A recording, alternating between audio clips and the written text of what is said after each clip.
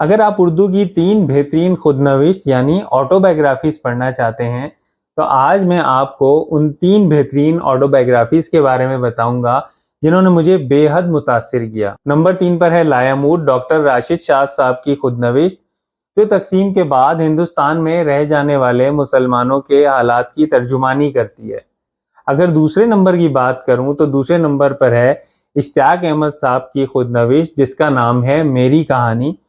یہ انسپکٹر جمشید اور شوقی سیریز کے پیچھے چھپے ایک محنتی انسان کی سچی کہانی ہے جن کی کہانیوں نے بچوں کے بچپن کو یادگار بنا دیا۔ اور پہلے نمبر پر ہے عبد المجید سالک صاحب کی سرگزشت، جو مجھے بے حد پسند ہے۔ یہ کتاب تحریک پاکستان کے دور کی زندہ جھلک ہے۔ اس کتاب میں آپ کی ملاقات ان شخصیات سے ہوگی جن کا شاید آپ نے نام سنا ہو، اور کچھ شخصیات تو ایسی بھی ہو سکتی ہیں کہ شاید آپ ان کے نام سے بھی ناواقف ہوں۔ یہ جو 3 کتابوں کے میں نے نام بتائے ہیں، اگر ان میں سے آپ نے کوئی کتاب پڑھی ہوئی ہے تو کمنٹس میں مجھے ضرور بتائیے گا کہ آپ کو وہ کتاب کیسی لگی۔